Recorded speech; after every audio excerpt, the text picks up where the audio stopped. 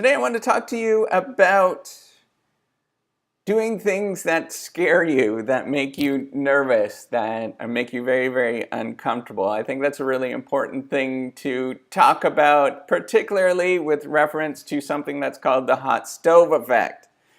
So I am Dr. Maslach. I have created a new peer proofreading and editing platform that I think is really interesting. You can go on there, you can reciprocate, earn credits by proofreading other people's work, or you can purchase credits and a portion of those purchase of the value that you purchase. A portion of the money will go to the editors, and the other portion goes into maintaining this platform. So if you think it's a great idea, make sure you do subscribe. Make sure that you like this video. So why is it important to do things that scares you? Well, personally doing this really scares me. Not only creating a platform that I think has a high chance, if you look at statistically, any particular software platform, any new venture, that has a very high chance of failure, meaning that it's not going to last for a long time. I'm hoping that's not the case. That's why I want to build a relationship with you to show that I'm very committed to this particular idea. I've already been working on it for several years now. But it's also something that really scares me. So it's not uncommon that I kind of wake up with cold sweats in the middle of the night where I'm thinking about this particular idea. It does make me really nervous, not only in issues of social anxiety, what are people going to think with this, but also thinking about sort of the technical problems. I know that there's technical problems that still exist on there, but I want to make sure that people are actually going to use it before I start investing a lot more into it. So it's really important for you to actually jump onto that. So so talking about things like social anxiety, I was I was always kind of a sort of nervous fellow, right? I'm not. If people that know me, they know me as an introvert more than anything. So jumping on YouTube and actually talking about these particular things, having this conversation with you, and as it grows bigger, the number of people that are watching these videos grows. It really does make me nervous.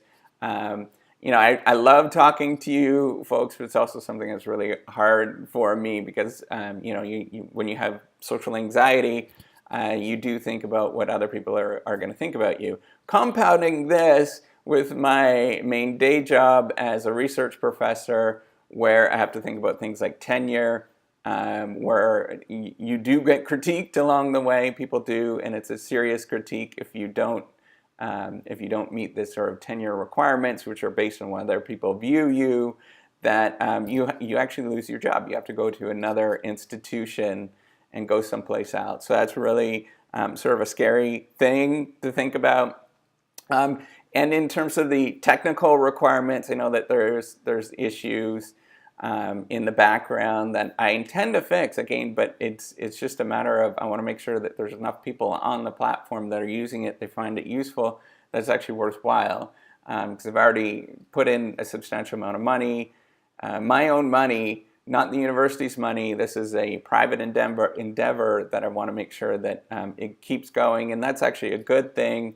Whenever you create something new like this, the more people that you have involved, the more difficult it actually is to operate something. So it's better to keep it small and keep it controlled and keep growing sort of at a steady pace until it's actually proven.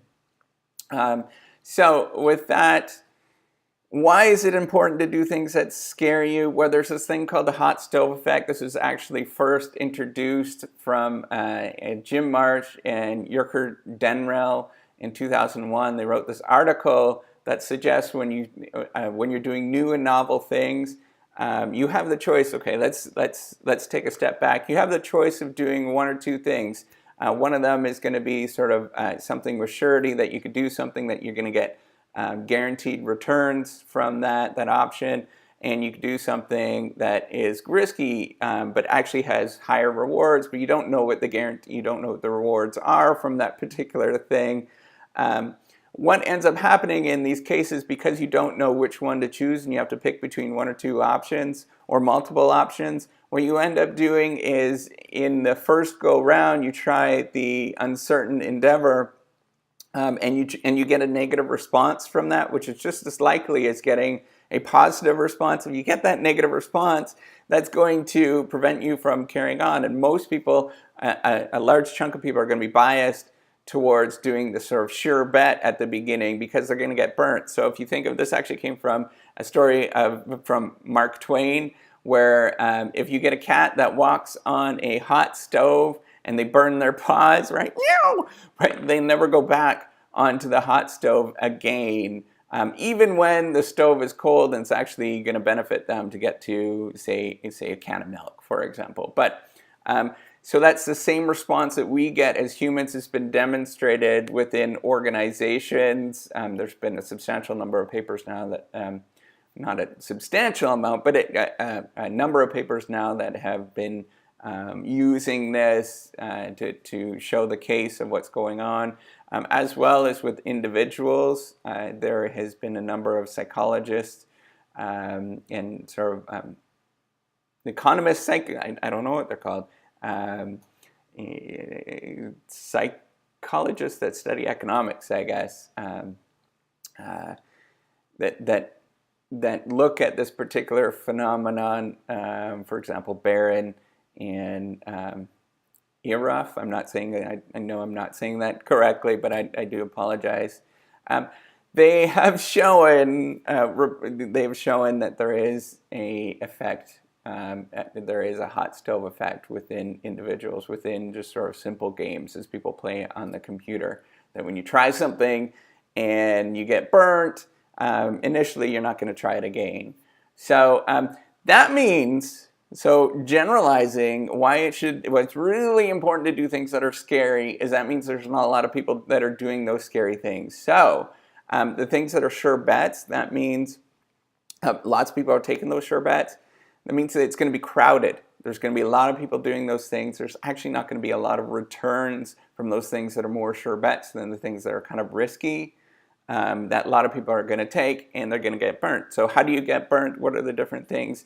In particular, building a software platform like this, I get, you get negative feedback all the time from people that are just trying to help, for example, or you get, you just get negative feedback from whatever, or it might be costly. You don't earn a lot. You create some new startup, for example, and it doesn't earn a lot of money in the first few years. A lot of people are the vast majority of the people are going to bail out. And I've actually run simulations, sort of comparable simulations that have been developed at MIT in the classroom, and it is like clockwork that most people actually die in the first couple years of the software or the thing that they've created, the startup that they created. It's only a rare number of people that actually persist and continue on. There's a lot of different reasons for that, but one of them is this sort of motivation effect that they're not motivated because they get burnt and they don't want to try it again. They don't want to learn from that. So there's a lot of returns from just sticking with something that has sort of initial negative feedback and sort of sorting through those particular issues simply because not a lot of people are doing them. So how do you do that? How do you make sure that you can do those things that you get negative feedback from? Well, you just do as you want to make sure that it's only a small portion. So you're only doing a very small portion of that negative thing or pursuing that sort of novel alternative, only using a small portion of your time and your effort to do that thing so you can keep persisting until you actually get some positive feedback from that. You can actually gain some momentum. And the positive feedback that I'm getting actually is really cool as I'm starting to get some people that are watching these videos. I'm getting subscribers. Thank you so much for subscribing. That's amazing. And I'm also getting, traction on the website. There's people that are going on to it. They're checking it out. So I do need people before I feel justified, or I can show my wife that I can feel justified to continue on with this. I do need people to go on there and purchase credits and stuff. So, but with that, if you do want to help out, subscribe, like the video. Go on the website, reciprocity.com, that's spelled with a 3. I could really use your help. I know that this is novel and unusual, and do expect that there's probably going to be hiccups. Because I am doing sort of a slow growth method, I want to make sure that it's proven before I go any further with that. With that, thank you so much. Watch some of the videos. I could use you to watch some of the videos. You can find out what I'm doing, that you're actually going to help out science and want to do some really cool things. So check out the videos. Let me know what you think. Take care. Bye.